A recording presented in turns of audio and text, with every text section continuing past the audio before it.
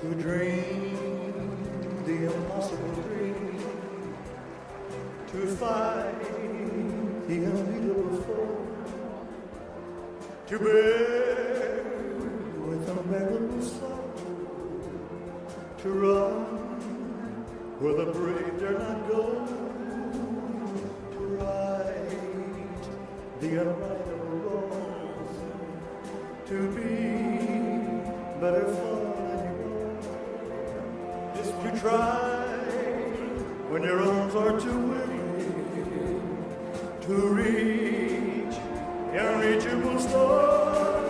Oh, this is my quest to follow the star, no matter how hopeless, no matter how far, to fight for the right without question or pause, to be willing to march into hell or heavenly call. And I know if I'll only be true to this glorious quest, that my heart will lie peaceful and calm when I'm laid to my rest.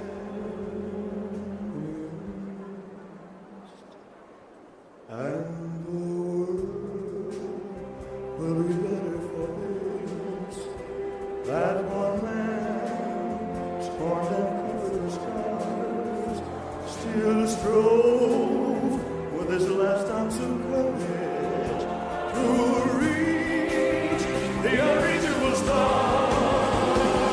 The world will be better for this, that one man, torn and covered with scars, he still strove with his last ounce of courage to reach the unreachable star.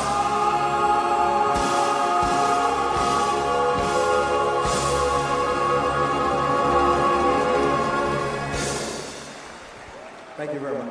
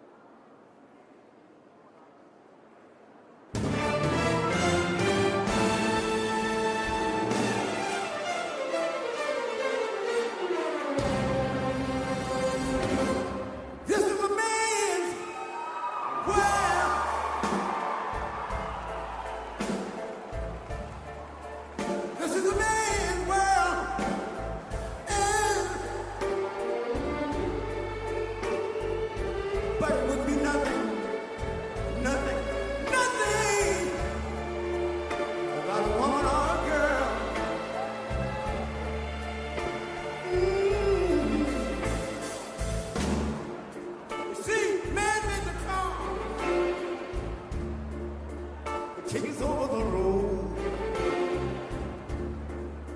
Man made the train, carry the heavy load. Man made the lights, take us out of the dark. And man made the boat for the water. And my Bible said Noah made the ark. This is a man's world. Ow! But it wouldn't make nothing. But a woman or a girl.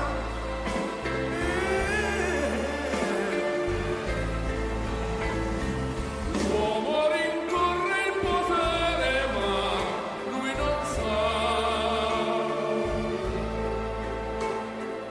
Nei grandi inizia ad essere come singolare. Nel marmo stringe un'idea che non vive, che nella sua fantasia vorrebbe che non si accorge che poi nulla più senza te si vive solo per sé.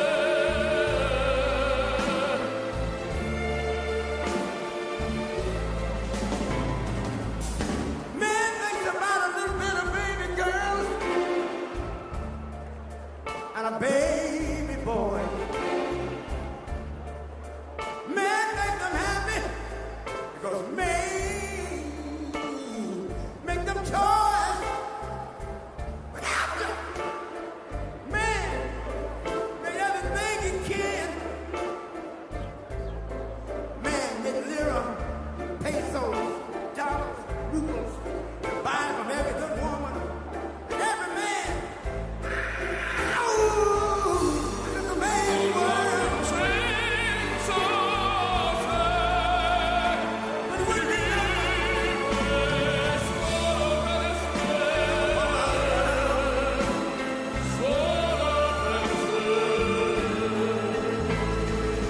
He's lost in the wilderness. He's lost. e non si accorge che poi nulla più senza te si vive solo per sé, solo per sé, solo per sé. This is a man's world.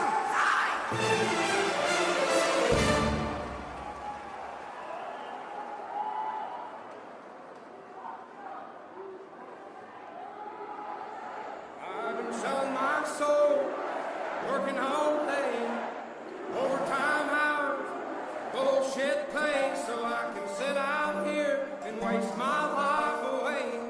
Drag back home and drown my troubles away.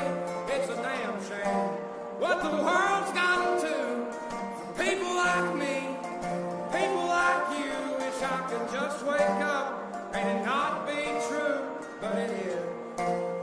All it is, living in the new world with an whole soul. These rich men know the rich men, Lord knows they all just wanna have total control.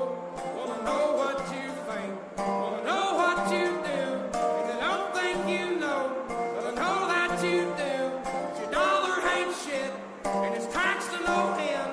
'Cause the rich men know the rich men.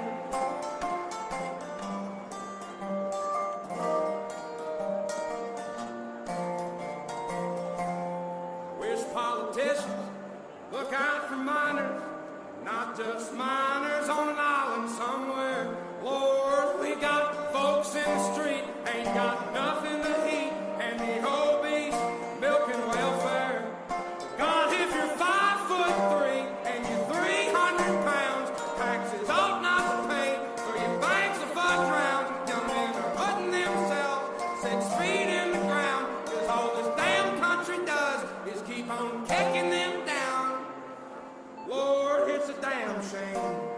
The world's got to. People like me, people like you.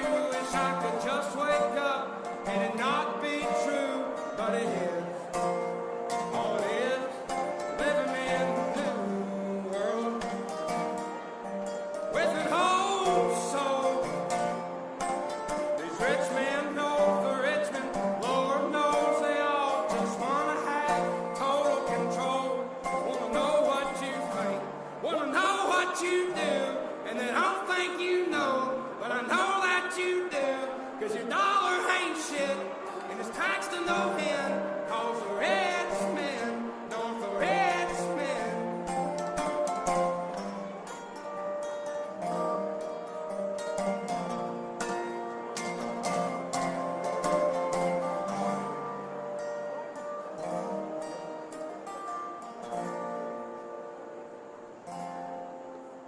I've been selling my soul, working all day, overtime hours for bullshit pay.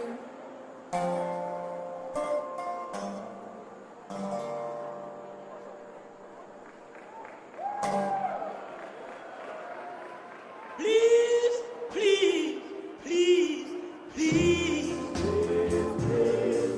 Please, please, please.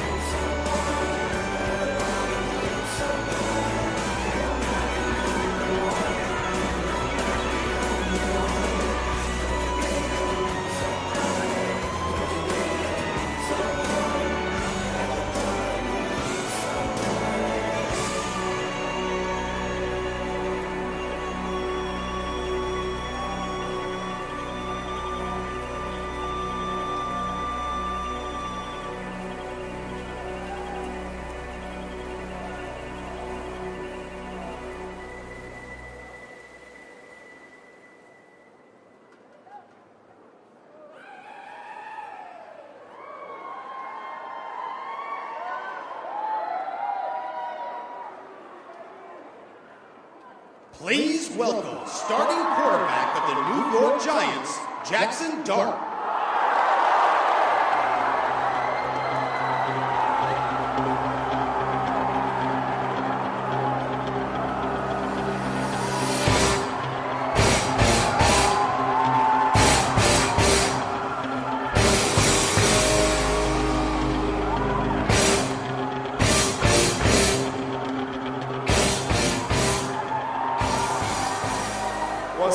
What's up?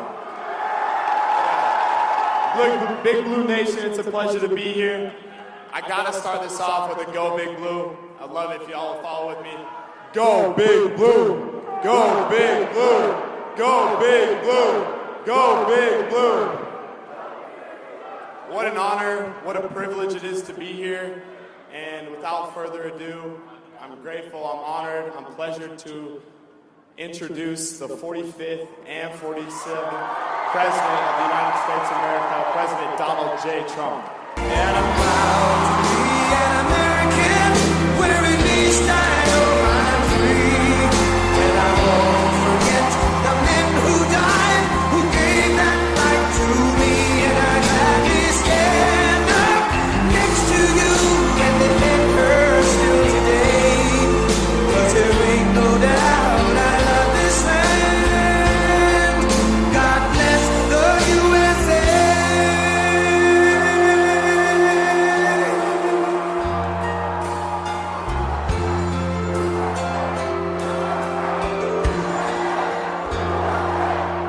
From the lakes of Minnesota to the hills of Tennessee, across the plains of Texas, from sea to shining sea, Detroit down to Houston, and New York to LA, where there's pride in every American heart, and it's time we stand and say,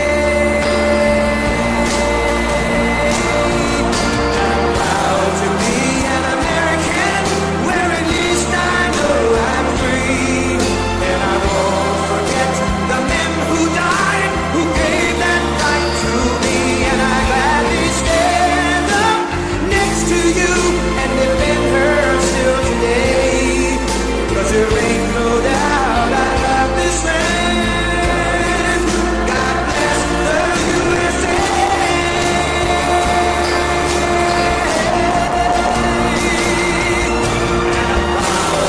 Be an American, where at least I know I'm free, and I won't forget the men who died, who gave that right to me, and I gladly stand up next to you and defend her still today. 'Cause there ain't no doubt I love this land. God bless the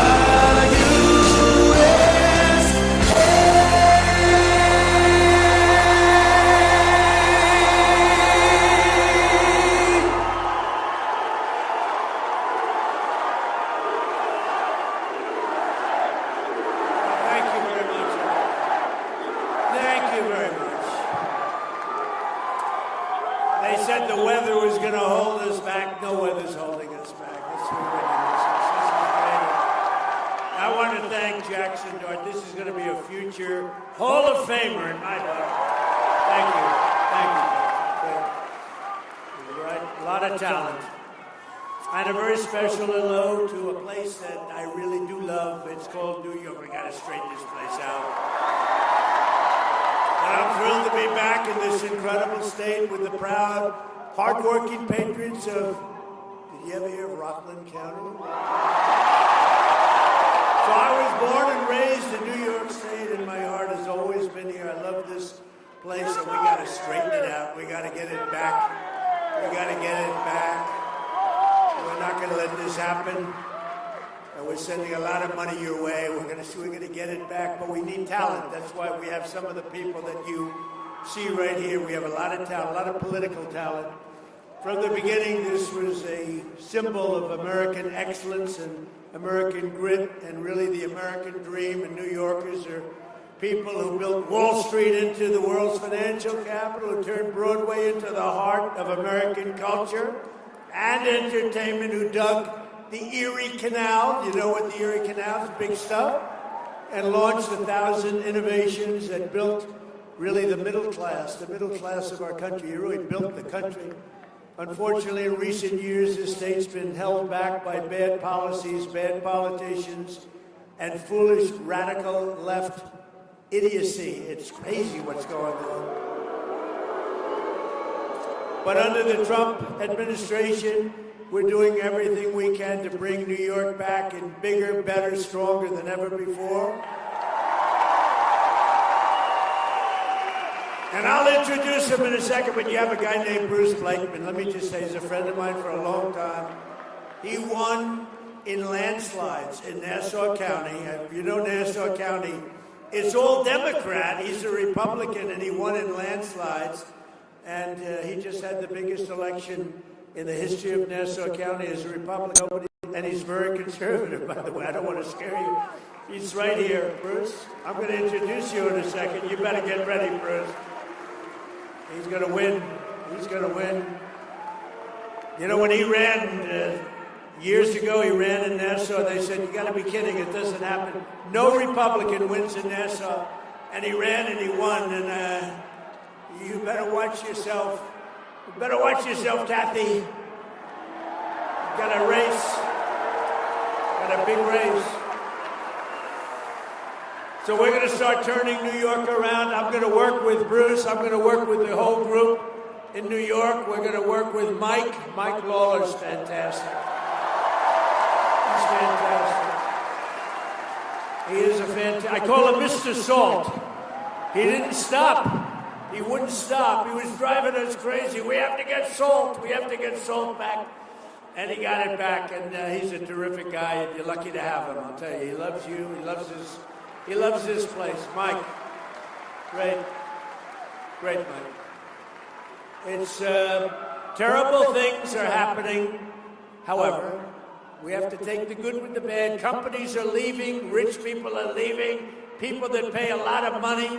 All these rich companies, big, fat, beautiful companies, they have jobs and they have money and they're leaving, and nobody's stopping them from leaving. New York can never, if we don't stop this, and I'm for you, and I'm helping you in Washington much more than I'm supposed to be helping you, believe me. New York can never be the same if it's losing its tax base, and the people that pay 85% of the taxes are leaving. And we're taking in illegal immigrants. Oh, they're wonderful people and all, but they're not paying any tax. They're taking your money. They're taking your money. The people that pay 85 to 90% of your taxes are leaving. And you know, when they go, they never come back. They never come back. Nobody calls them. Nobody does anything. Nobody talks to them. Nobody says, please don't leave. We'll give you a tax rebate. We'll do anything. Don't leave. But they're leaving. They're going to Florida. They're going to Tennessee. They're going to Texas. They're going to South Carolina, North Carolina. They're going all over the place, but they're leaving, and we can't let it happen. It's a great place. We can't. Bruce will stop it. Mike will stop it. They're all going to stop it. They'll bring them back. On top of that, the streets are dirty. The crime is out of control. We have a family here that's so incredible. Really, two families. We have somebody else. We're giving them the Presidential Medal of Freedom, something we've never done for this reason, but the mother is here of a great young man, and we're going to give him a very special honor. The illegal aliens are all over the place. The people are getting shot left and right. The elections are rigged. They don't have voter ID. They don't have proof of citizenship. Think of it. We want to get the Save America Act passed now.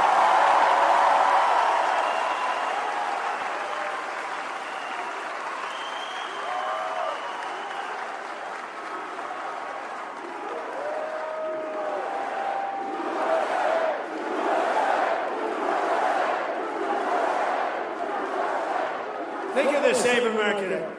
It's voter ID. Who's against voter ID? You ever see the Democrat National Convention? I call it the Democrat, they're Democrat. But you ever see it?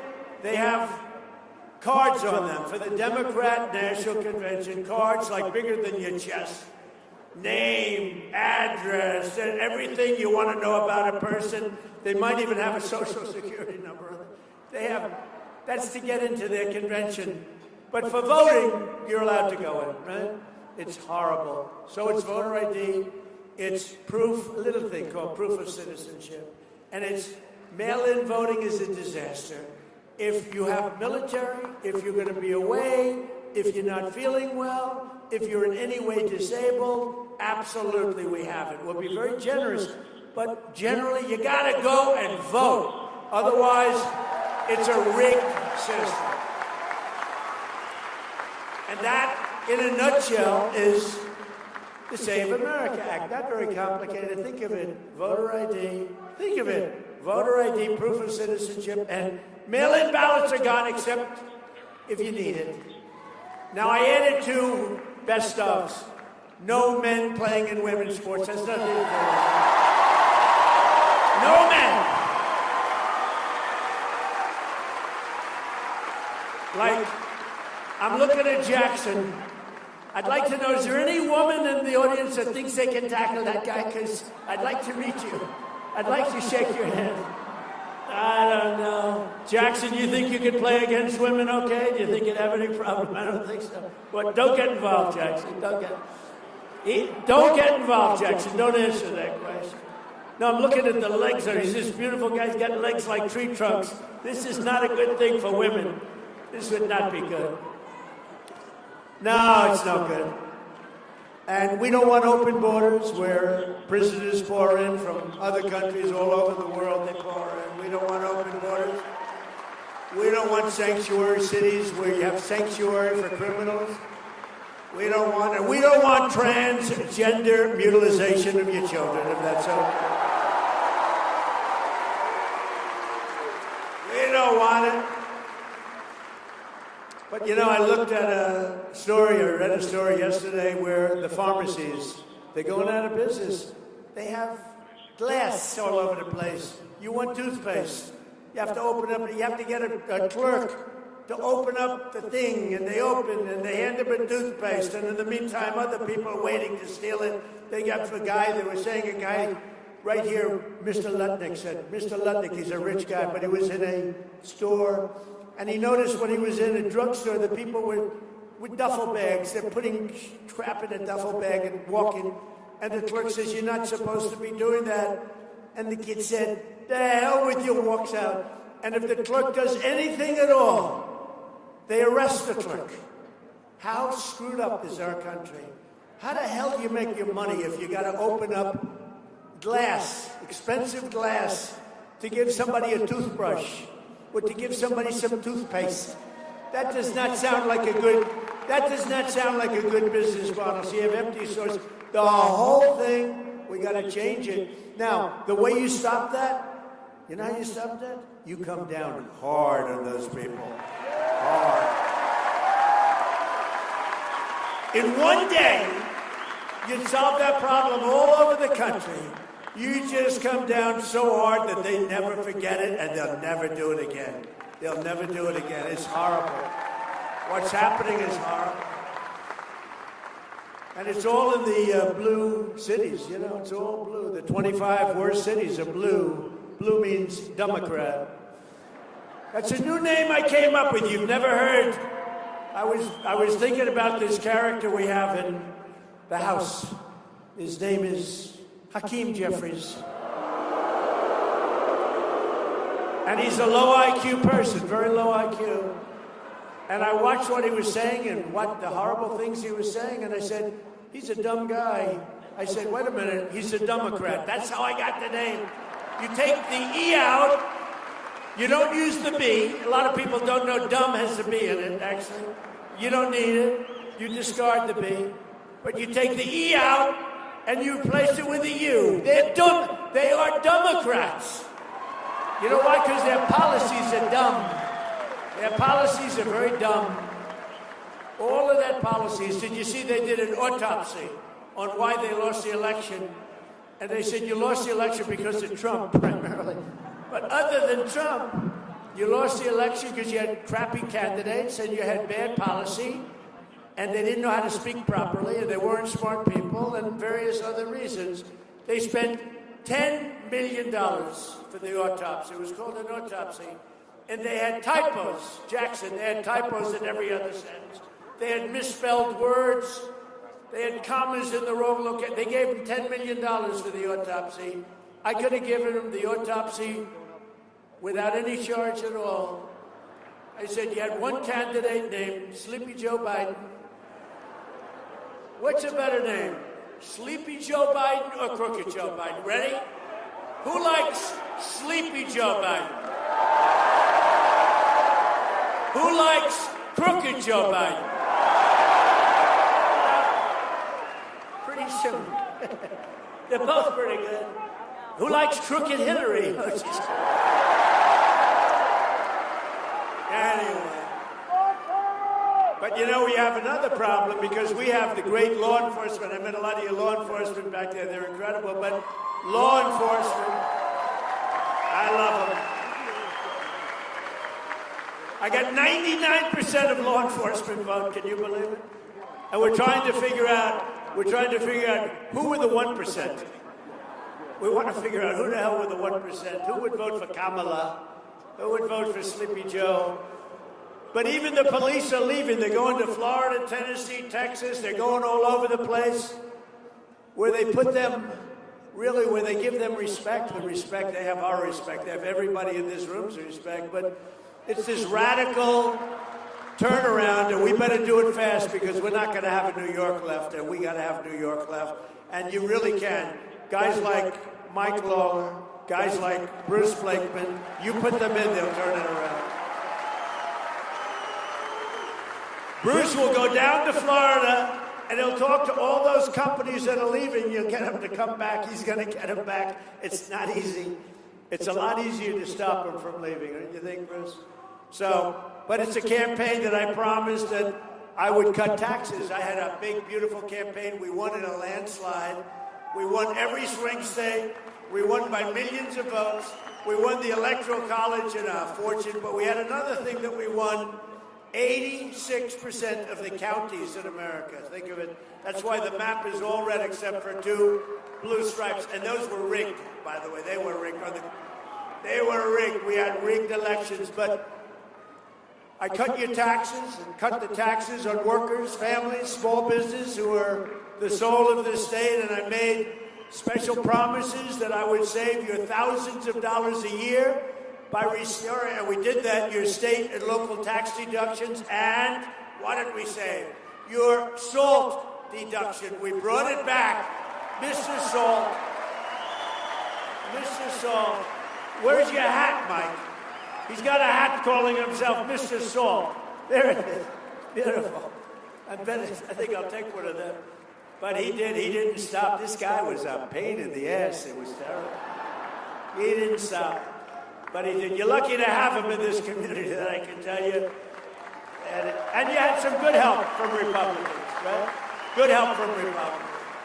But with the help of your great congressman, it's what happened. We got your taxes cut, not only from the standpoint of SALT, but your taxes were cut, your take-home pay is soared, and all of the other things that we did. When you look at what we've done, and my motto is promises made, promises kept.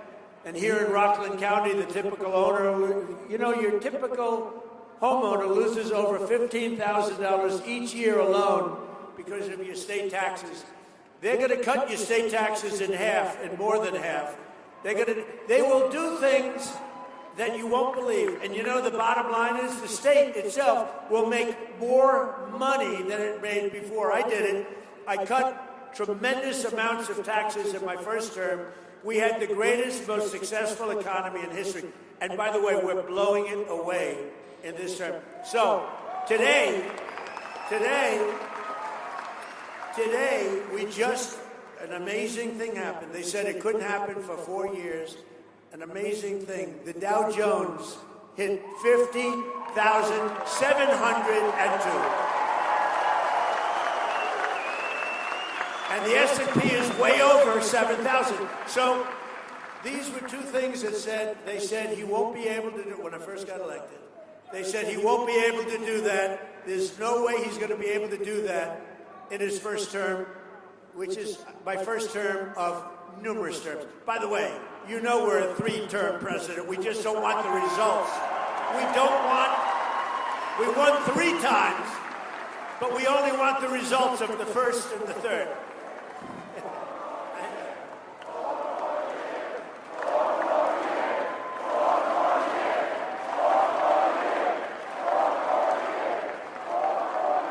We have a hat. The hat says 4 more years. It drives the radical left lunatics crazy. But we did all of the different things, and we've saved you from $10,000 to $40,000 a year, the people in Rockland. On average, over 1 million New Yorkers claimed the deduction this year. You're able to write off nearly $22,000 on average, putting thousands of dollars back in your pockets. And these are all Republican tax cuts. The Democrats voted against every one of these tax cuts, every one. They voted, as an example, in favor of open borders. They voted against the border. They voted against the wall. They voted against the sanity of when we talk about men playing in women's sports. I'll tell you how ridiculous it is. That's why I love having Jackson, because it's so easy. I just say, how would you like to play against them? But we have even better, Jackson. We have a weightlifter. He was a failed male weightlifter, and then he decided to transition to the other side. And they had a major contest, an Olympic tryout, and they had a young woman who was really good. She was one of the greatest ever. And she could lift 204 pounds over her head. And the record stood for 17 years, Jackson, 17 years. And she was going to break the record. It was a big record, but she was going to break it. And they took 1/8 of an ounce, and they put it on one side. And they took 1/8 of an ounce, and they put it on the other side. And her parents were right where you are. You beautiful parents, right? Are you parents? Yes. Even if you weren't, I'd say you are. Not her. Good job you did. Good job, Mom. And they had this beautiful young weightlifter. Female. Real female. This was a real female. So she had 1/8 of an ounce, 1/8 of an ounce. She had like 208 pounds. And she was going to do it, and her parents were so proud. Her father knew she couldn't do it, but the mother thought she would. That's typical mother. The father was sort of not so sure. He loved his daughter, but he wasn't sure. And she bent over, and she lifted that sucker, and she pulled it up, and she was getting close. And she could barely, and the mother was screaming, "Come on, darling, you can do it."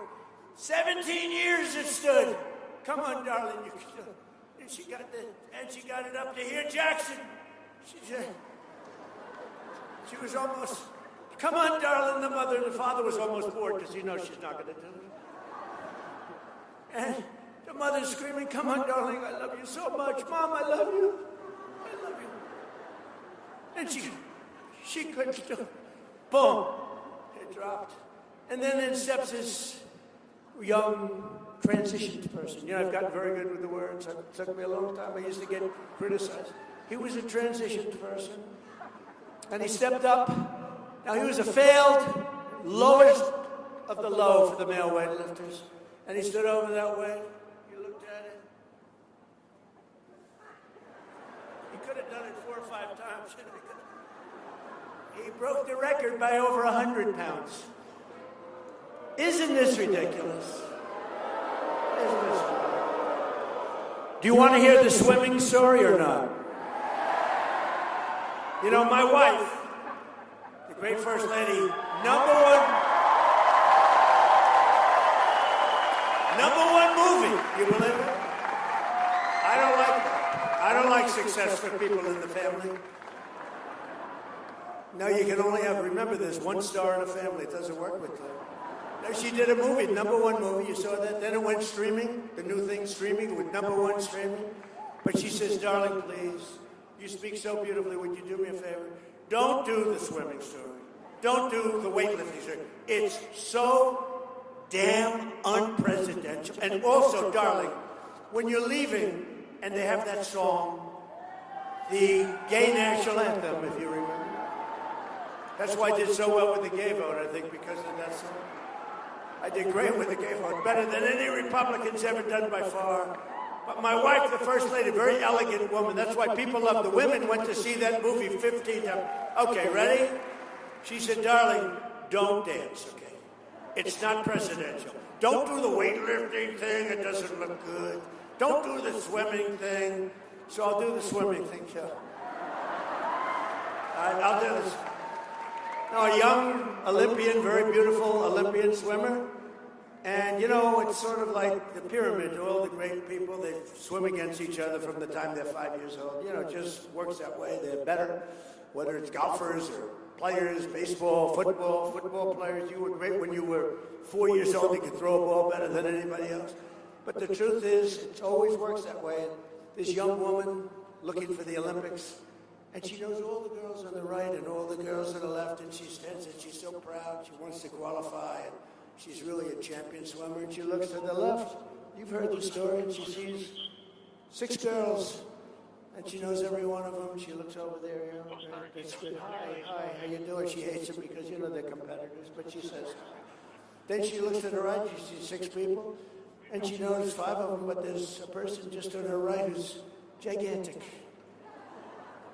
It's a gigantic person. And she's looking up at him, at her, excuse me. That could be the end of my political career. That could be, you cannot do that. You cannot say, looking up at him, because, so she's looking up at her. Oh my, she's so big. I've never seen anybody. And he has a wingspan, sort of the size of Shaquille O'Neal. Go home to mom. Go home. Go home to mom.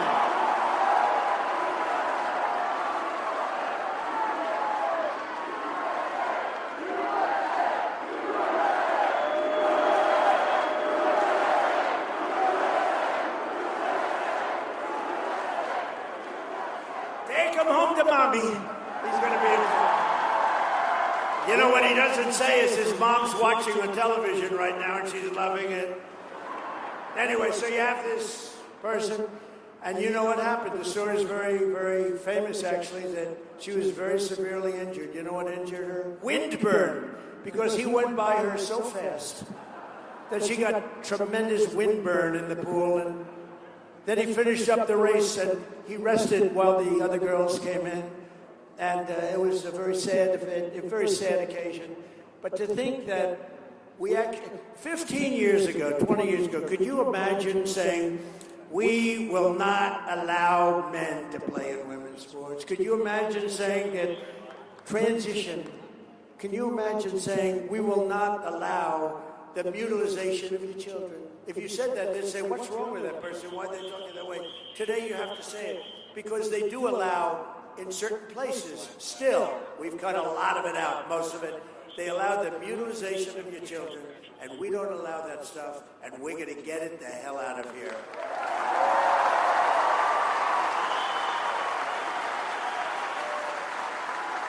Whatever happened to that guy? It's so quick. I tell people, please don't do it, it's dangerous. To do it in this crowd is not a good thing. You don't want to do it at Trump rallies. I had very little. Do you remember originally, I used to have a lot of that. You know, the first couple of months, I'd have people screaming, and they learned it's just not a good thing to do. It's not good. It's sort of dangerous. And of course, I like things that aren't dangerous. I don't like to see people get whacked. I don't like it. So don't do it. But we used to have it all the time. My first month or two, oh boy, guys would start screaming, we hate you. And then all of a sudden it got less, and now it never happens. That's the first time it's happened in a long time. That's the first time it's happened in a long time. If the Democrats gain power, they'll take these deductions and tax cuts away. They'll raise your taxes, and I'll tell you what, all my life, I went through life watching politics. I love politics, always watch. I never thought I'd be a politician. Can you believe I'm a politician? I hate the sound of it. But remember that, although I had a good night the other night, right? We knocked out a bad senator from Louisiana. We knocked out Massey, a horrible, one of the worst Republican congressmen. We knocked out somebody in Georgia, Rathensperger. We knocked him out. We knocked out everybody. We were 38-0. Think of that, 38-0. Who's 38-0? We haven't lost one in years. You want to know the truth? We have, let me tell you, we have Make America Great Again, MAGA. We have a movement the likes of which this country has never seen. And you know, it's a movement based on common sense. It's not that it's conservative maybe, but it's a movement based on common sense. We want strong borders, we want good education, we want low taxes, we want a strong military. How good is our military, right?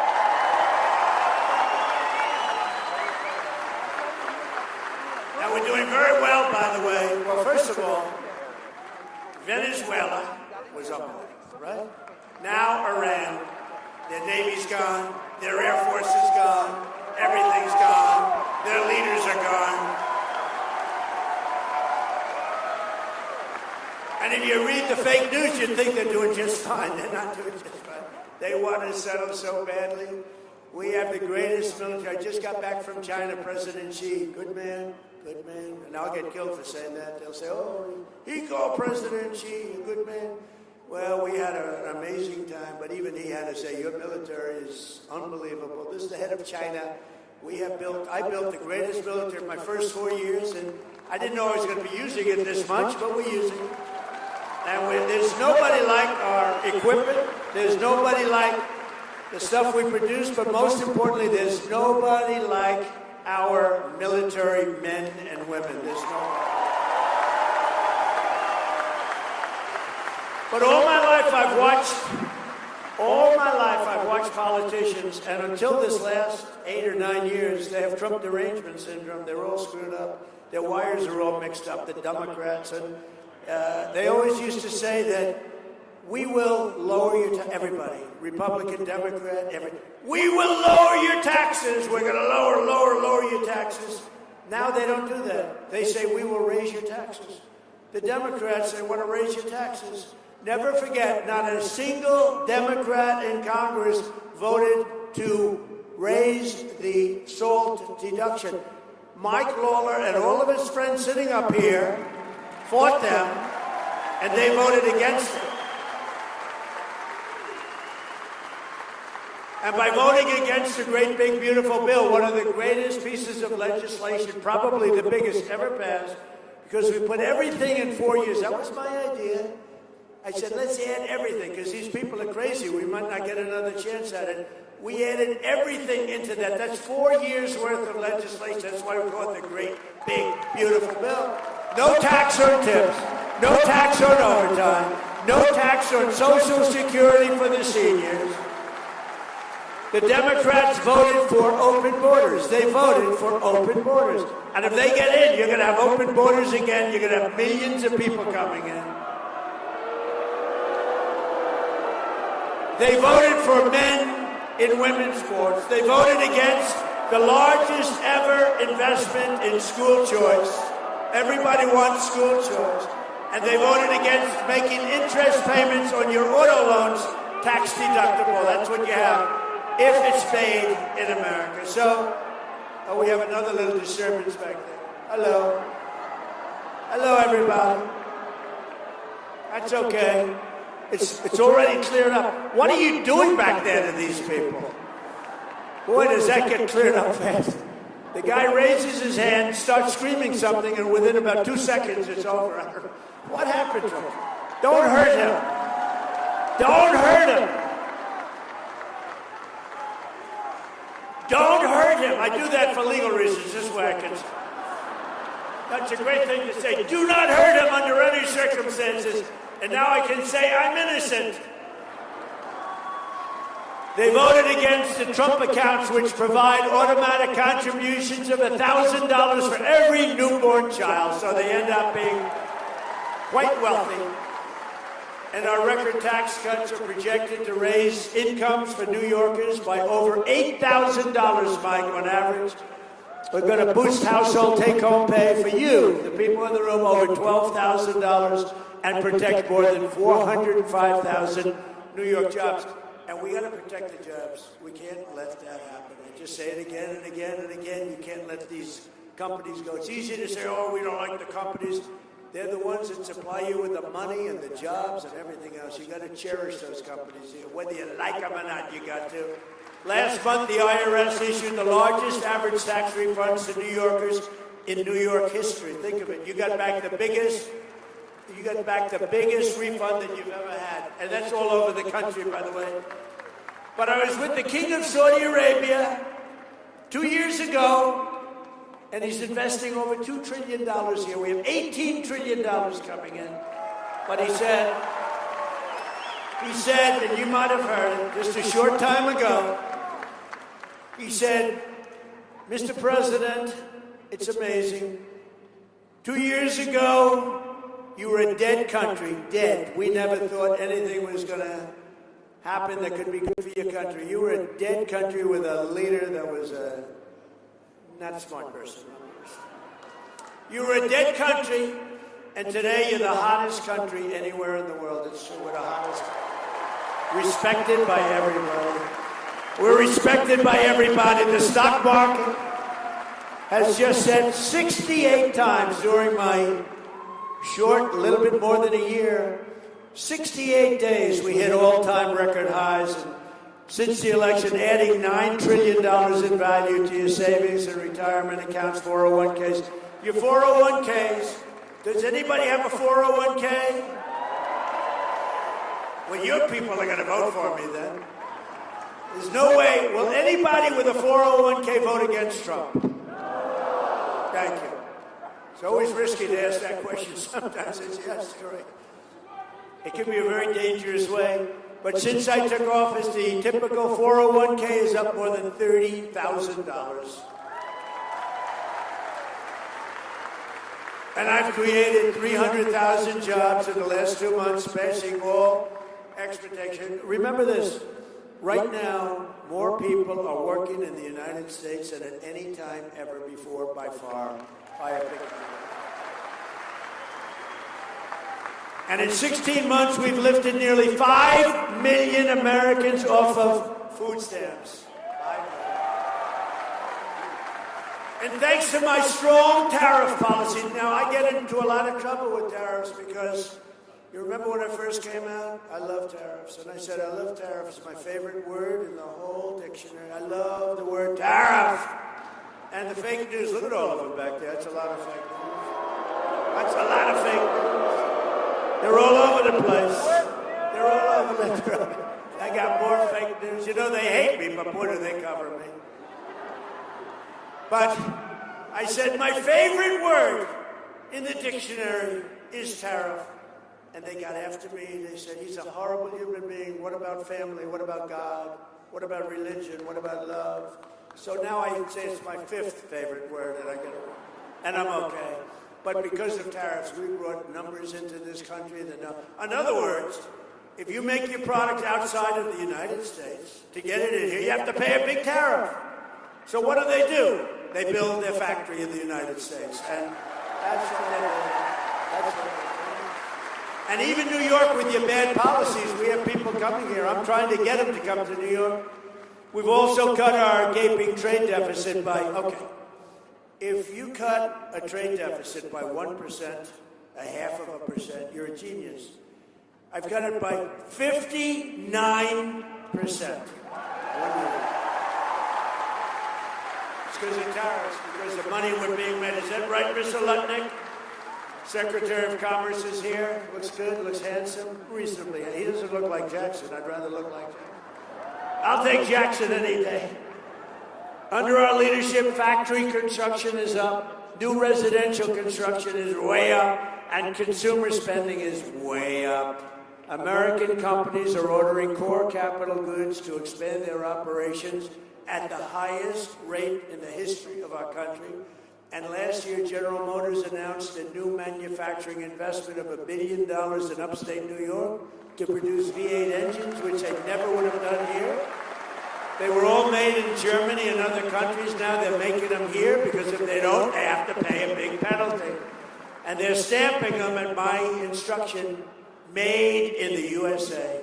Made in the USA. We're bringing it. Joe Bonney is building a $1.2 billion dairy plant in Rome, New York, the largest investment in the history of the company, big company, and Micron. Boy, Micron's great. They're investing hundreds of millions. In fact, it'll be could be very close by the time they finish out, over $100 billion in Clay, New York. Anybody come from Clay? You will be there when you go up and look for a job. My administration and our allies in Congress are also fighting every single day to lower the cost of living. So I got into office, I won the election in a landslide, and I have a news conference. Thank God. I mean, not to brag, but if I didn't win the election, we were dead. The welfare was tripling and the business was leaving, and the $18 trillion would have been 18 trillion to the negative instead of the positive. We would have been a dead country. We would have been finished. It's true. We ended Joe Biden's insane electric vehicle mandate. That's where they wanted everybody to buy an electric car.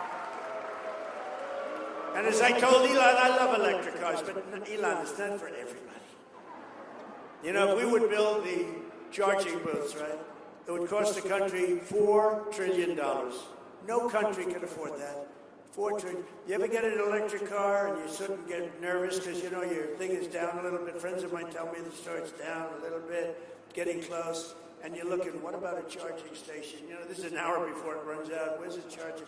And then you see it. It's a sign, and it says charging station, an arrow pointing to the right, 92 miles. And you limp in if you make it at all. No, we love electric cars. I have to say that because of Elon, but I love electric cars. They're lovely, lovely vehicles. But I said, not everybody wants to have an electric car. And I ended that whole nonsense. By 2030, you're going to all have electric cars? I don't think so. How about California? They have electric cars. They don't have enough electricity to turn on your air conditioners. They have brownouts, and now everybody's going to have an electric car.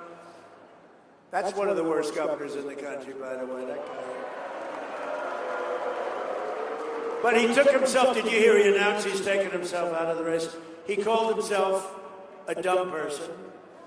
He got very low board scores. Everything he's done is tough, and he can't read a speech. He can't read a speech. So I don't read too many speeches either. I'd be better off if I did. But he can't read a speech, but he called himself a dumb person.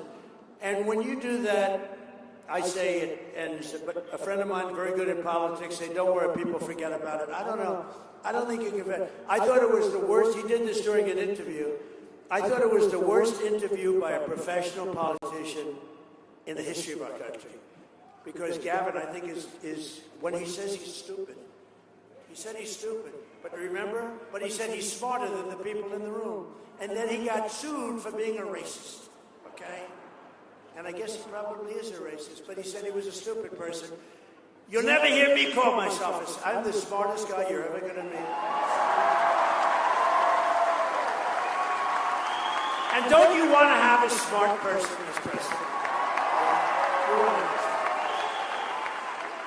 In fact, I took the cognitive test. I'm the only one. You know, they called me, originally they said, he's brilliant. He wants to take over the entire country. Then they said, no. He wants the world. He doesn't want the country. That's why he's in Iran. That's why he's in... Hey, by the way, how did we do in Venezuela? Not bad. That's why he's in... You know, we've taken out so much oil in Venezuela, we paid for the cost of the war about 25 times over. When did you hear that last? You know, it's a one-way street. But no, the doctor, I said, doctor, let me ask you a question. They called me genius, and that didn't work. Then they said he's totally brilliant. He's a vicious dictator who wants to take over. That didn't work. And then they called me this, and then they said, they hit me with a bad one. He's a dumb person. D-U-M, not the B. He's a dumb person. It's enough. Most people don't know it has a B. He's a dumb person. I said, doctor, I don't mind being called a brilliant, total tyrant dictator. but I don't want to be called dumb. What do I do, doctor? Is there some kind of a test I can take? He said, actually, sir, there is. It's a cognitive test. I said, how many presidents have taken it? None. You know this story. No people have taken it. I said, well, is it good or bad? Is it tough? It's a tough test. It starts off easy. It gets very, very tough. I said, well, you know what I'm going to do? I'm going to take that test, I think, doctor, because I do good on tests. I'm going to take that test, and let's see how we do. He said, here's the problem, sir. If you do badly on the test, it's going to be reported because it's Walter Reed Medical Hospital. It's a military hospital. It's sort of public. So you have 5 doctors sitting there, and they're all, if you do badly on it, sir, and you could do badly, because, you know, the questions are very easy in the beginning, then pretty easy, then pretty hard. By the time you get to the end, there are not a lot of people in the room can get them, believe me. I said, well, it will be public, won't it? It'll be embarrassment, but let's do it. This was in my first term. I took it, and I aced it. And they had tough questions. So the first question was, you have a bear, a snake, an elephant, and a horse. Name the horse. That's the horse. The second question's a little tough, and then he goes, so the New York Times does a story to show the test that I just aced, and they only used the first question. They didn't go into the other questions. They didn't go in. But toward the end, like they had a question like, pick a number, sir, any number. Okay, 203. Multiply times 9. Divide by 2. Add on 1,324.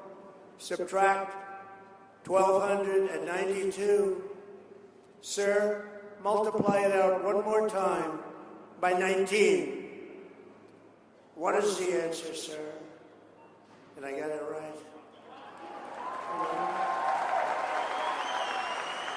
And the one doctor said, I've been doing this test for 20 years. I've never seen anybody ace it. So then what happened, that was my first term, and that quieted people down. It was good. And then what happened, I did it twice in my second term. So I've taken it and I've aced it all 3 times, I'll tell you, because it is a positive thing. Nice to be smart. But remember, I said, and I made the statement, all presidents and vice presidential candidates should be forced to take a cognitive test on intelligence. And I said it loud. Obama couldn't do well on it. Biden wouldn't even get the first question. I don't think he'd get the... Which is the bear? Which is the horse? No, would he get? You know, I have a friend, he's very good politically, but he has a test. He owns, like, stores. Little stores. He's not super rich. In fact, he's not even rich. But he makes a living, as the expression goes. But I knew him a long time. I like to keep my old friends. I like to do really much better than them. I don't like friends that become very successful. I like people that are just okay. Even if they're terrible, I like that too. I hate, like when I have lunch with somebody that's really, really successful, I hate it. Because he or she is bragging about how great they are, and I hate that when they do that. Because they stop me from talking about the fact that I became president.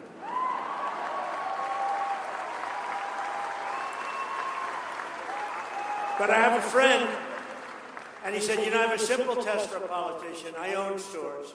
I'm really good at it. It's not a complex business. And I say, how would a president do running my store while I'm away on vacation? He said, I take one store, not 3 or 4. And I say, my busiest one Queens Boulevard, Queens. He said, I take a store, and I say, how would he be? And I said, so what's the answer? He said, you would drive it into one of the largest retail empires in the world. Biden wouldn't be able to run the store for one evening. One evening would be deserted. He said, I give people tests. I put people in my store. I say, how do you think they do? And he said, Biden wouldn't be able to run a store. We can never let that happen again to our country. We can never let it happen again. What he's done to our country is unacceptable. And a lot of bad things. We had inflation, but we've got that down. By the way, the oil prices are going to tumble as soon as I finish up with Iran. I was in Iowa. I was in Iowa. We had it down to $1.85 a gallon in Iowa, but we had it down around the $2 point. And then I said, well, Lutnick, we're going to have to take a trip to, we got Scott Bessent, we got all of them. I said, we just hit 50,000 on the Dow, and I said, that's a record, highest ever. I said, sorry to do this to you, but we're going to have to journey down to the Middle East. They said, why? I said, because Iran is going to have a nuclear weapon if we don't stop them. And I said, we're going to have to do it, and we have stopped them. They're not going to ever have a nuclear weapon. They're never going to have a nuclear weapon. And we'll have that over with soon. It'll be over with soon, and you're going to see numbers like you've never seen, both on the upside and also in terms, of course, you're going to see costs go down. But, you know, the Democrats are the ones that caused all the costs. And they were the ones that caused, when I took over, they caused, the prices were through the roof. I told you before, the inflation was the highest ever. The costs were high. And think of it, they'd constantly come out, the cost. They would constantly come out with the word affordability. I said, they're the ones that caused the problem. I'm in the office 2 days. They are the greatest bullshit artists, right? I'm in the office 2 days. And the costs have gone through the roof under 4 years of Sleepy Joe or Crooked Joe or both. Right? And I hear these Democrats from all over the place going, affordability. They're the ones that cost it. I didn't cost it. Remember the eggs? My first news conference, 2 or 3 days in, they said, what are you going to do? These people, these corrupt press, they're corrupt. They're corrupt. They know it. They're corrupt. They're totally corrupt. They were saying, what are you going to do about the cost of eggs? I said, what's the problem with eggs? They said, they've gone up 4 times. I said, I just got here. I just got here. They're the greatest bullshit artists, I'm telling you. They said, Trump has driven up the cost of eggs. I just got here, I'm sorry. And within 3 months, our great Secretary of Agriculture has driven them down to the lowest point they've been in a long time. We've got them all down. Now we'll get our energy down. The only thing that has your prices, look, energy is a big ball game. That's the big one. And we're going to get that down. It'll get down to where it was, maybe even get down lower. But we had it down to a number that was so good they hadn't seen it since my first term. But we terminated the Green New scam, including the so-called efficiency rule on water heaters, stoves, washers, dryers, light bulbs, saving Americans on average $3,250. And yesterday we eliminated a truly awful Biden regulation on refrigerators and air conditioners that drove the costs of food even in grocery stores where they have freezers. It was called the refrigerant. And according to these lunatics, the refrigerant, which we've had for 40 years, is going to drive people into a state of frenzy. There's nothing wrong with the refrigerant other than sometimes it makes your food too cold. Its alternative costs about twice as much, and it doesn't cool your food at all. Everyone that has it practically has gone bankrupt because their food has rotted. So we ended the anti-refrigerant movement in this country. You will now be able to purchase an air conditioner that actually gives you cold air. It's nice. And as you may know, here in New York, I'm fighting relentlessly to end the scourge of congestion pricing, where Kathy Hope, I have to tell you this. She calls me up a lot. And she can check my phone records. It says Buffalo, New York. She calls me up a lot. I immediately know it's her, because I do have friends in Buffalo, but they haven't called me too much lately. It says Buffalo, and said, hi, Mr. President, it's Kathy. Hi, could you help me here? Could you help me there? We're having a little problem getting this, and we're trying to get that. Could you give me a little hand? I say, Kathy, you're always killing me. What the hell would I give you? Well, I just thought I'd try. Okay, thank you very much. And the next day she goes out, we must stop Donald Trump. It's crazy. Trump derangement syndrome. You know, she's a very, I don't want to say anything negative, she's a very nice woman, but she is never going to take you to the promised land, ever. There will never be a promised land with Kathy. So we're also taking historic actions to make it easier to afford a home, and I signed an executive order banning large Wall Street investment firms from buying up all of the single-family homes all over the country. And I also directed Fannie Mae and Freddie Mac, and we happen to have the head of Fannie Mae, and where is Mr. Pulte? Right here, Pulte. He's done a great job, that guy. These people know you. He's becoming very famous. But he's done a good job. But I've instructed him to buy $200 billion in mortgage bonds, bringing interest rates plummeting down much lower than they would have normally been. And we're going to get the rates down. Rates are coming down with the energy. You watch what's going to happen. I had a rotten head of the Fed, and now I have a great head of the Fed today. Kevin Warsh. Kevin was just sworn in today. He's great. He's going to be great. And now Congress is on the cusp of passing the most important piece of housing legislation in a generation. But to be honest with you, housing is all about interest rates. I know more about housing than anybody in history. No president's ever done. I built a lot of housing, and they can pass all the bills they want.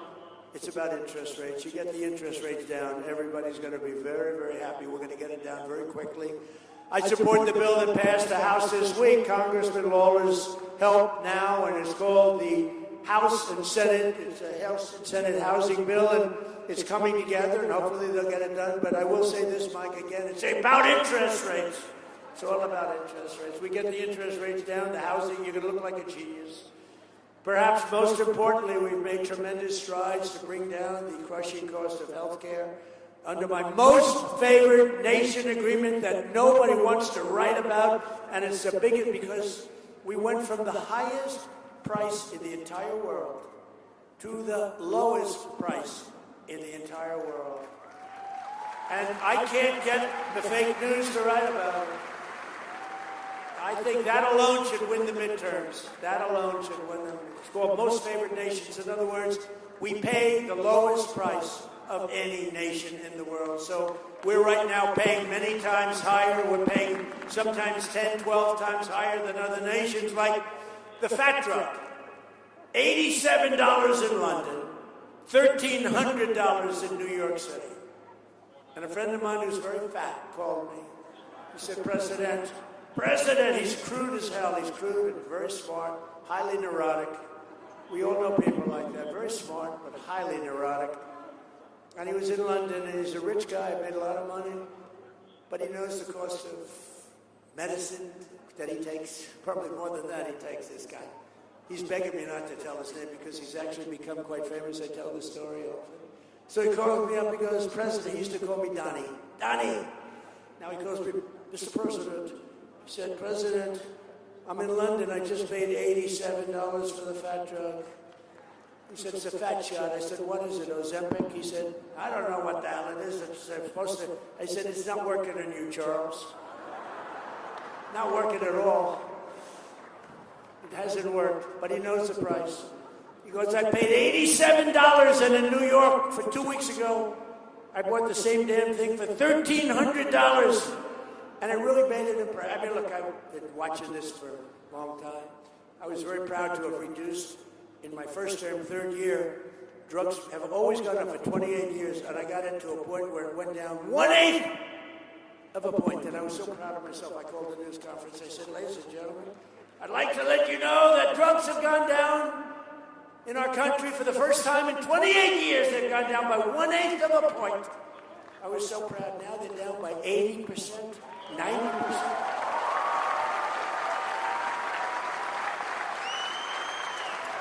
80-90%.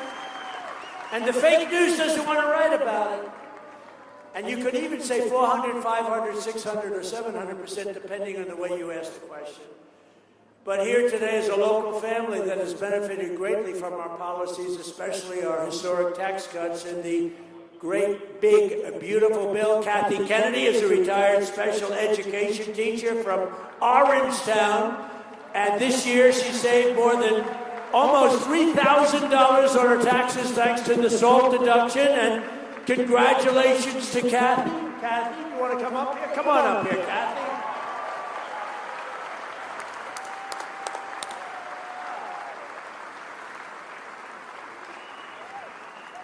I just want to express my sincere gratitude to President Trump for supporting the tax rebates and working alongside our local lawmakers to make our county stronger, safer, and more affordable for families.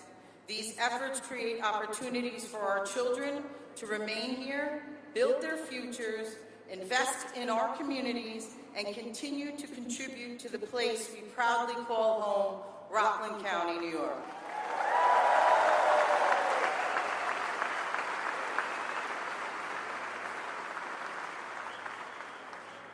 Good afternoon, everybody. I love seeing all the beautiful patriotism out there today. But, Mr. President, we wanted to take a moment to sincerely thank you for the policies that you've put in place, and they're making a major difference for families like mine.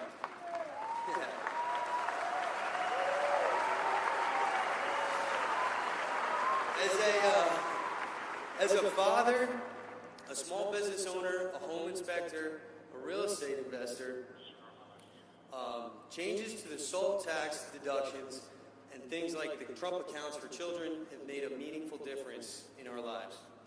Because of those policies, we're able to keep more money that we work so hard for and invest into our future instead of simply getting by. We were able to take that money that we saved and invest it directly back into our home inspection business and a land investing business. Two businesses that are giving us the opportunity to create something lasting for our children and the communities that we serve.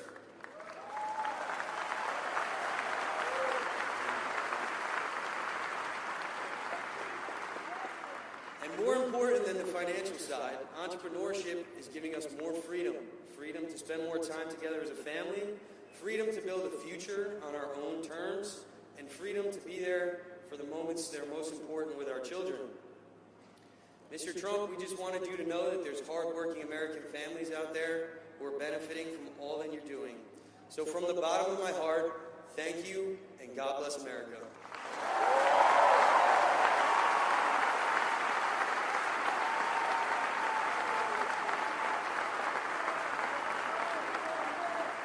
Great job. Thank you.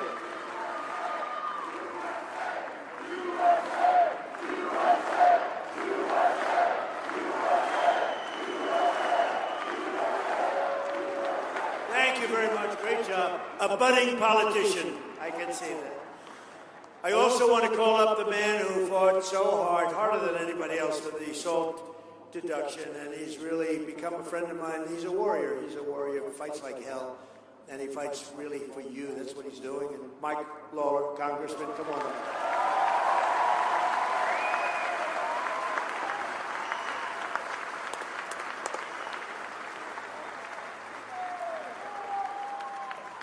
Thank you, Mr. President. It is great to have you here in Rockland County, New York.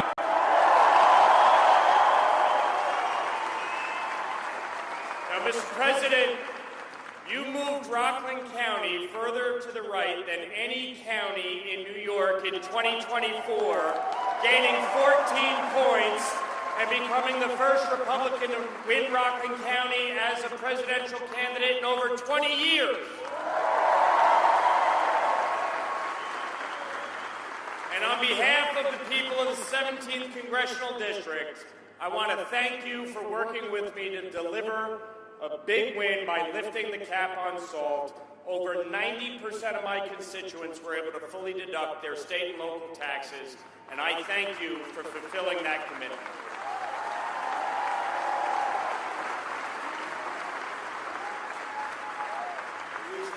He's done a great job. Thank you, Mike. Amazing. We're pleased also to be joined by the Secretary of Commerce. He's a big man, a very successful guy, and I said that's the guy I want for commerce, and he's done a fantastic job. And Howard, you want to say one thing fast? Could you speak fast? Come on, let's get up here. Come on. He's great. Done a great job. Howard Lutnick.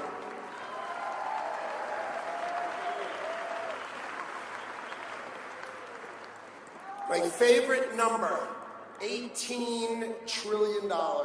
President Trump is bringing in more jobs, more investment, and more factories and more production than anybody ever dreamed, and it is an honor to be the Secretary of Commerce for the greatest president of all of our lifetimes, Donald Trump.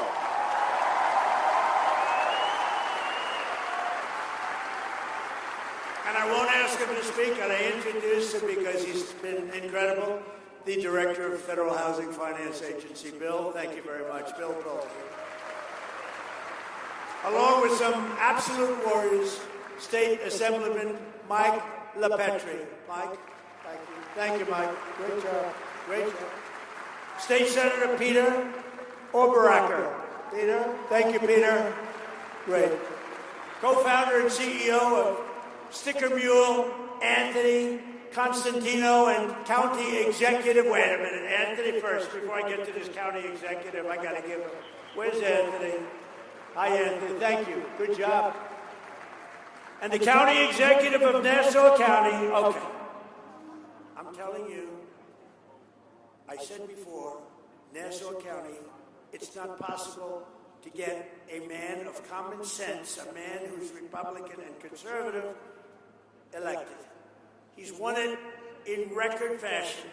It was the biggest upset in New York politics probably 6-7 years ago when he first ran, 7. And I remember I said, that's not possible. Bruce won? And then he won again. Then he won again in record. Now that he's there, it's record. And that county is doing unbelievable. He's running for governor. He's your Republican nominee. He's your conservative nominee. He's your conservative nominee. And he is an unbelievable man, and he will turn this place around so fast. And I promise one thing, when he calls, the President of the United States will answer, and we're going to help him. Come on up here, Bruce. Bruce Blakeman, everybody. Bruce Blakeman.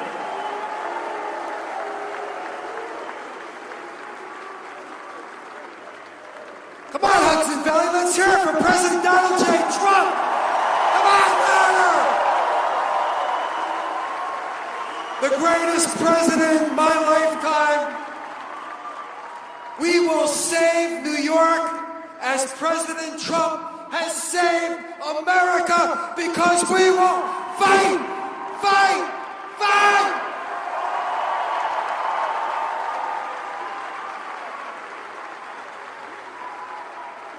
You watch what happens. So, and he really is, he's a special man, a very talented person, a great executive. That's what you need. You have people that have no idea what's happening.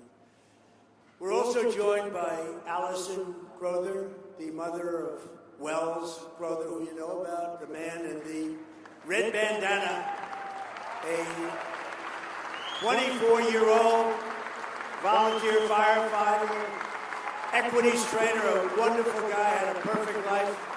Right here in Rockland County, you all know who he is. He's a legend, and he's become a legend, who heroically gave his life on 9/11 to save 18 people from the World Trade Center.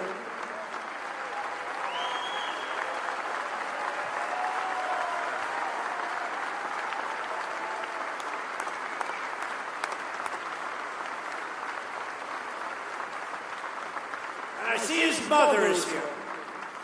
And I'm pleased to tell his mother and everybody else, come on up here just for a second, that today, at the request of Bruce and Mike and some of the great political people we have, and we are approaching the 25th anniversary of September 11th, 2001, a dark day that will live in infamy. We are posthumously awarding Wells the Presidential Medal of Freedom, which is the highest award. It's the highest award outside of the Congressional Medal of Honor. And those are the two biggies, and Wells has one of them. And I just want to congratulate his great mother in doing a phenomenal job in raising that young man. Boy, what bravery. Saved those people. And became a legend in a sense. Nobody else would have done what he did, so he's going to be getting the Presidential Medal of Freedom. Thank you.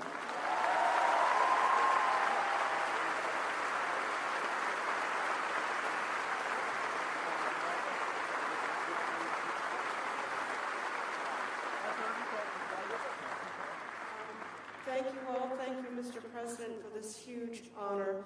I want to thank Rachel Ducci, who's in the audience here, who started this whole process, and of course Mike Lawler, who has been a huge support in moving it forward.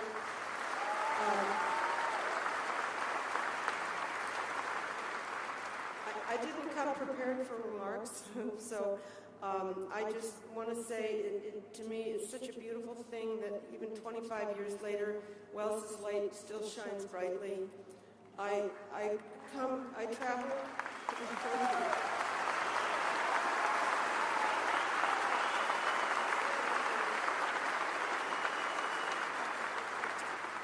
traveled around the country, and I've even been to Amman, Jordan, talking about Wells's story and his legacy and his example of courage, fearlessness. He was even from a little boy, and his pure humanity that day, saving so many lives. And it's just an example that as I travel and speak to children, they're tremendously moved and inspired by this to be better people. And I see this over and over. It's a beautiful thing. So, thank you. Thank you.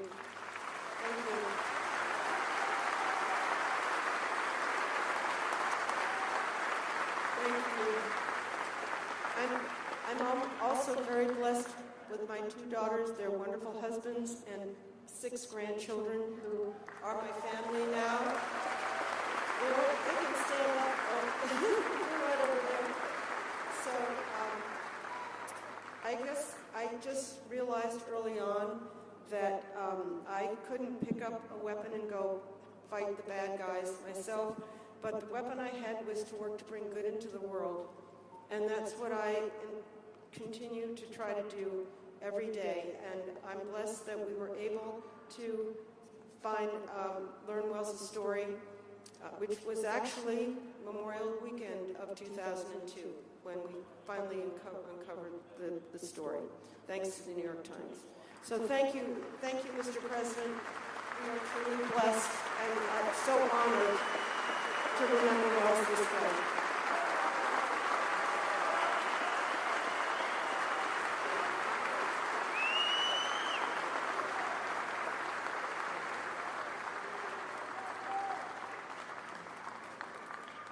Thank you very much. That's a great story. Right here from Rockland. They grow heroic here, don't they? Yeah, we know that. And we're also truly honored to be joined by some of the very special people, the family of Sheridan Gorman. You know Sheridan, and her father is a great friend of one of my people, Dan Scavino, who's done very well. He's become quite known in the world of politics. Dan is great, but his father's a friend of Dan, so it affects us maybe a little more than it would normally, but it was terrible 2 months ago. This beautiful, beautiful 18-year-old college student from Yorktown, New York, right across the Hudson River, was walking in a park in Chicago when she was gunned down by an illegal alien monster in cold blood. Nobody knows even why this happened. This savage animal who stole Sheridan's life entered illegally from Venezuela and was released into our country by crooked Joe Biden and that whole Biden administration of thieves and criminals. He was then arrested and released again by Democrat Governor J.B. Pritzker, a terrible governor, has no idea what's going on in the sanctuary city of Chicago. Sanctuary cities protect criminals. They're a sanctuary for criminals, not for people like you, like us. To Sheridan's mother, Jessica, her father, Thomas, and her sister, Madeline, her cousin, Lila, we grieve this terrible loss, and our prayers are with you, and I'd like you to meet this family. This family is amazing, and the reason I do that, it just hit the strings. It was this incredible, beautiful girl to be so savagely hurt, ultimately killed. And so could I ask your parents and sister, cousin to come up, please?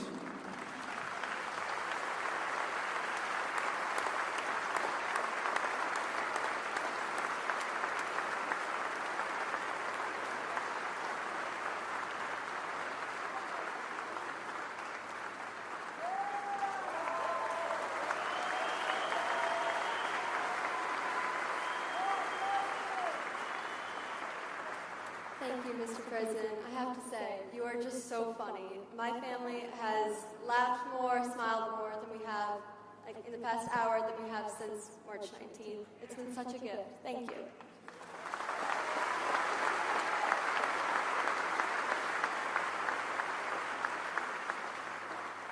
Hi, sorry, we prepared some words.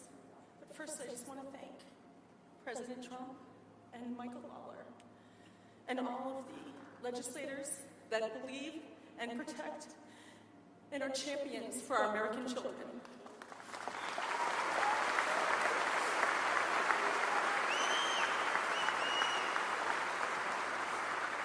My name is Jessica Gorman, and Mother's Day was just 2 weeks ago. For most mothers, it meant flowers, and cards, and phone calls, or children coming home. For me, it was heartache and tears. Because on March 19th, my beautiful daughter, Sheridan Gorman, was murdered in cold blood. She was walking on a pier in Chicago with her friends. Just a few blocks from her campus, they were hoping to see the northern lights over the Chicago City nightline. Sheridan never got to see those lights. Instead, her life was stolen by a man who should have never been in this country, a man who should have never been set free in that community. And every step, the system had a chance to stop him. And at every step, it failed. And my daughter paid for those failures with her life.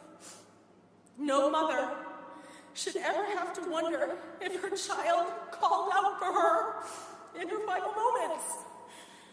No mother should ever have to imagine her baby lying alone and bleeding on the cold pavement. And no family should ever have to bury a child because public officials failed to put innocent American lives first.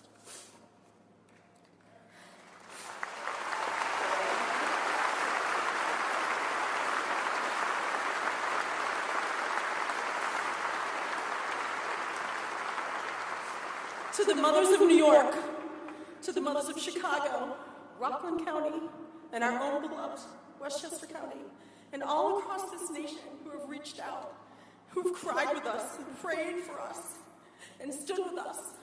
I just want to thank you from the bottom of every piece of my broken heart. I see you, I hear you, and I need you to please hear me. Remember Sheridan's face, remember her light, remember the life she should have lived, and then stand with us, not only in grief, but in action. Forget political party. Vote with your heart. Support leaders like President Trump, like Michael Lawler.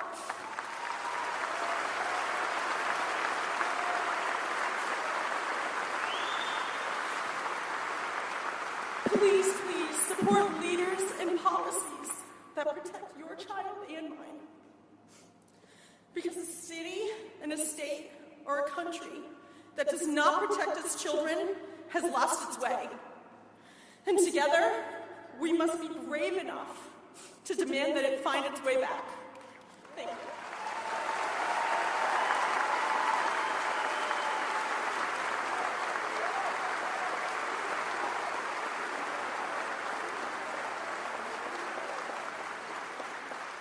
My name is Tom Gorman. I'm not a politician. I'm not a public speaker. I'm a father of whose daughter was murdered by an illegal immigrant.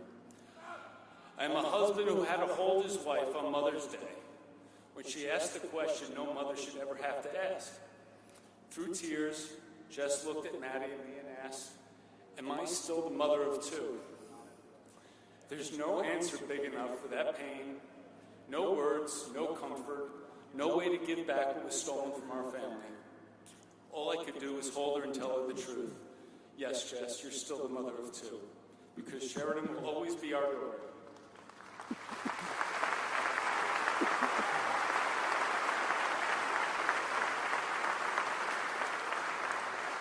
No mother should ever have to ask that question, and no father should ever have to answer it. This is what failed policies have done to our family. We did not just lose Sheridan, we lost our peace, we lost our future, we lost the life that we knew. And no family should have to become experts in immigration failures, release policies, warrants, sanctuary laws, enforcement breakdowns, because their daughter was killed by someone who should not have been here and should not be free. Let me be clear about one thing. We support legal immigration. Legal immigration has made America stronger. We all know families, neighbors, coworkers, and friends who have come and done it the right way. Followed the law, they worked hard, built businesses, raised families, and made this country better.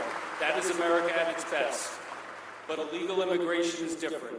Criminal illegal immigration is different. Borders matter, laws matter, enforcement matters, and above all, American families matter. We are deeply grateful to President Trump and to Congressman Mike Lawler for comforting our family, saying Sheridan's name, and fighting for policies that put safety of American children and the citizens first.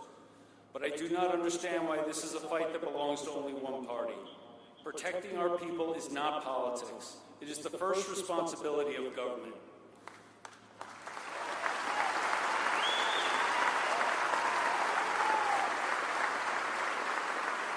So do not just feel sorry for us. Instead, remember Sheridan's name and stand with us. Demand that leaders who enforce our laws, secure our borders, cooperate with law enforcement, and put innocent American families first. Sheridan should have come home, and because she did not, we will spend the rest of our lives fighting so that someone else's daughter can. Parents out there, give your kids a big hug. Tell them how much you love them. Thank you very much.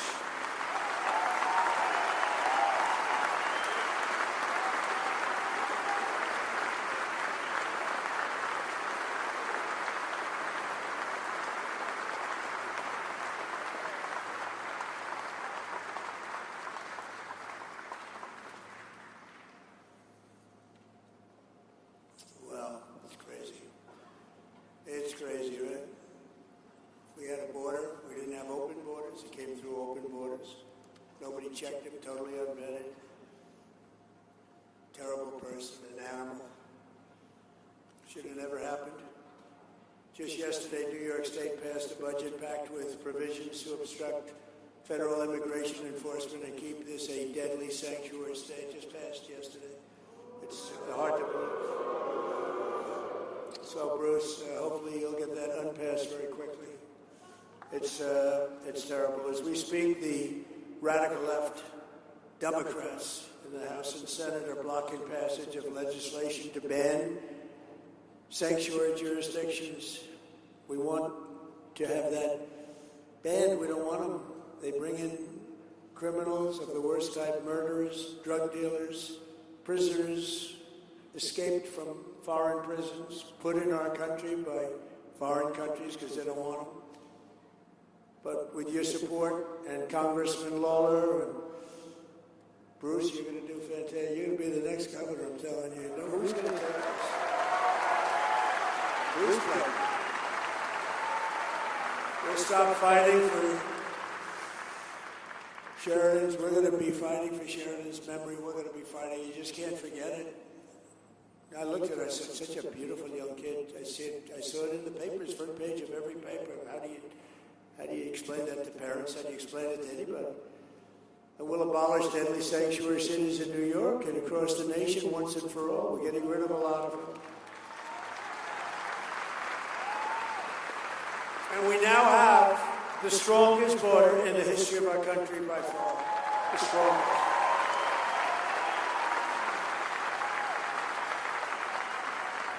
Starting on day one of my administration, we took the most dangerous, unsafe, violent, and open border in the world. Anywhere in the world. I don't think there's any place in the world where 25 million people cross. You could go into a third world country, they don't have borders like that, and created something that was incredible because we did it without Congress, without the help of Congress. You remember Joe Biden, I can't get legislation passed. I didn't have legislation. I came in and I told Border Patrol and ICE, I said, close the border. And within 30 days, we had 0 illegal aliens admitted into the United States in the last 12 months. 0.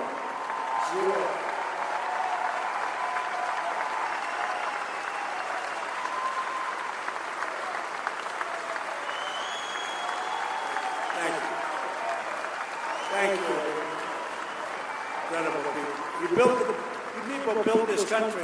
Remember that. You built it, nobody else. We also passed the largest ever investment in ICE and Border Patrol because they're really heroes. You know, they get mangled up and spit on by politicians that don't have the guts to get up in the morning.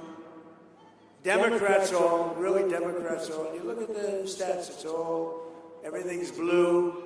The blue states, with their help, in 2025, we achieved the largest drop in the murder rate ever recorded from 1900, 125 years to year 9. And that's with a lot of people. We got a lot out. We have a lot to take out. That's with a lot of people that aren't supposed to be here. We cut the flow of fentanyl across our border by 59%, which is unheard of. And we cut the flow of fentanyl and drugs into our country by the ocean and the sea. In other words, coming in by water, by ocean and sea, by 97%.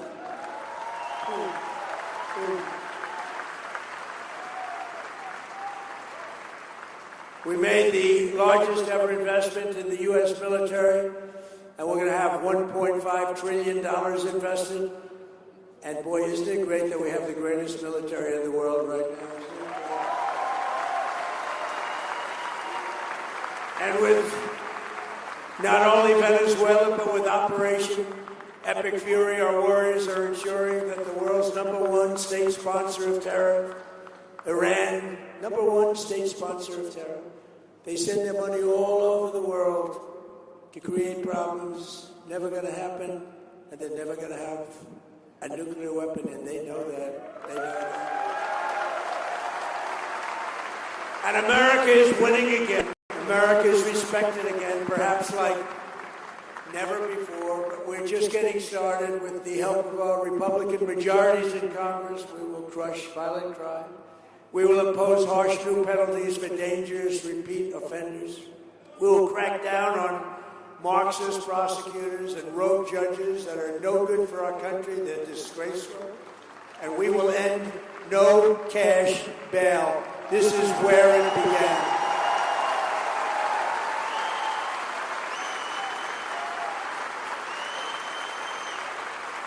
And we will pass what we call the Great Healthcare Plan. The Great Healthcare Plan. To stop all payments to big insurance companies. The government pays the big insurance companies, totally control. The Democrats totally control them, and they're totally controlled by the companies themselves. And we're going to give the money not to the big insurance companies. We're going to give the health care money directly to the people so they can buy their own health care. They can make sure that they get better. You'll get better. You'll get far better health care than you have right now because the Unaffordable Care Act, that's called Obamacare, the Unaffordable Care Act is terrible. It's always been terrible. You buy your own health care, the money will go directly to you, and you have a lot of money left over, and you have much better health care. And we'll stop the radical left's rampant looting of your taxpayers' dollars, and we'll win the war on fraud. And you see that? It's led by our great Vice President, J.D. Vance. You see what's going on? It's looking good. You see what's going on out there? All those good-looking guys up there, they're out there, and they're out there. What they're doing is fantastic. They've caught so much fraud. They're in Minnesota. They're in California. They're going to be everywhere. And JD and the group are doing a fantastic job. We're finding billions and billions of dollars of fraud, medical fraud. Dr. Oz is doing phenomenally well. Dr. Oz. Bobby. We love Bobby. And we will always protect our Second Amendment. We will defend religious liberty. We will support our police. We will pass the Save America Act to protect our Second Amendment.